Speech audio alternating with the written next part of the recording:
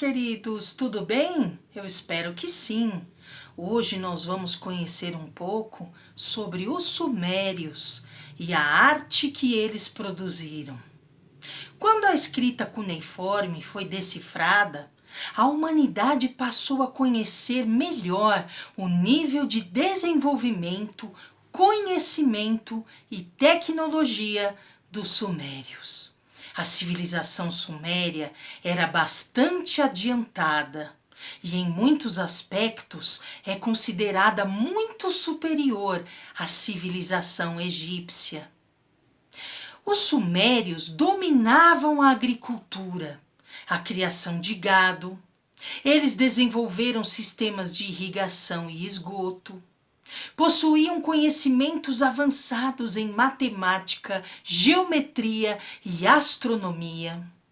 Foram eles que dividiram o ano em 12 meses. Foram eles também que dividiram a semana em 7 dias.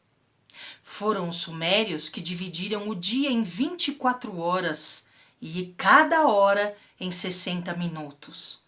Foram eles também que dividiram o círculo em 360 graus. Os sumérios eram politeístas e, apesar de eles crerem em muitas superstições para realizar os diagnósticos médicos, eles tinham uma medicina bastante avançada.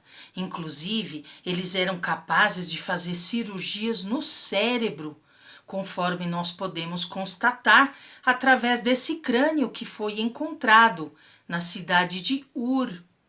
Isso mostra que essa pessoa passou por uma cirurgia no cérebro e sobreviveu durante muitos anos.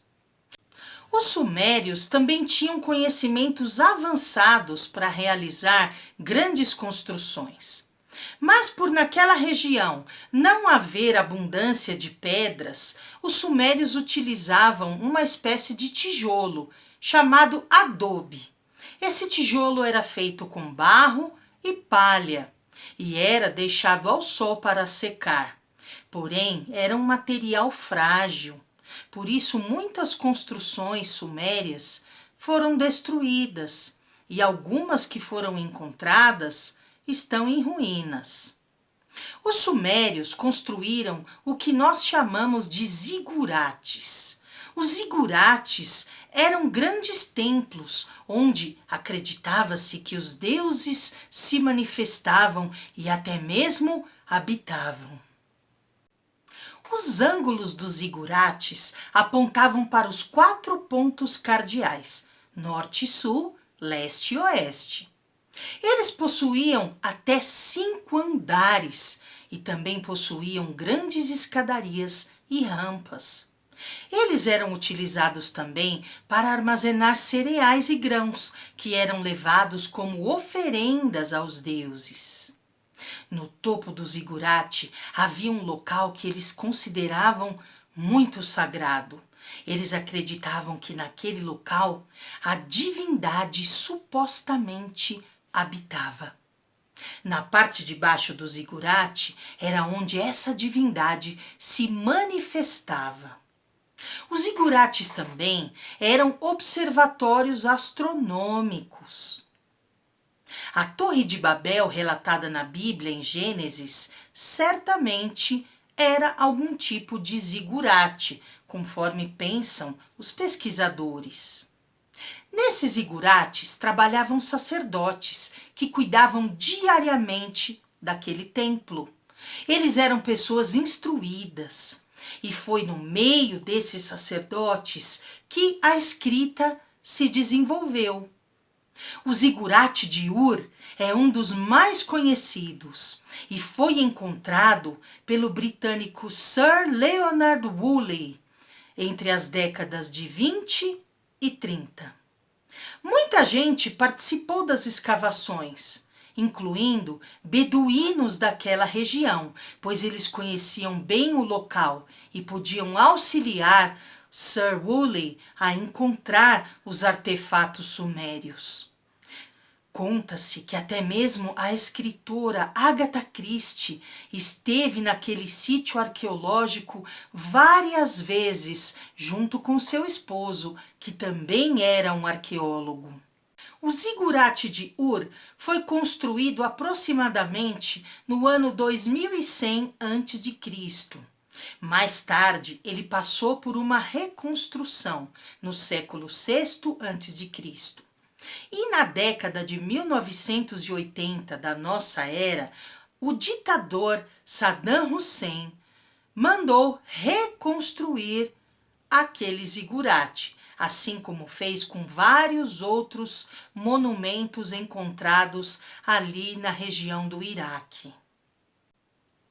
Na cidade de Ur também foram encontrados 16 túmulos com restos mortais de reis, rainhas e servos.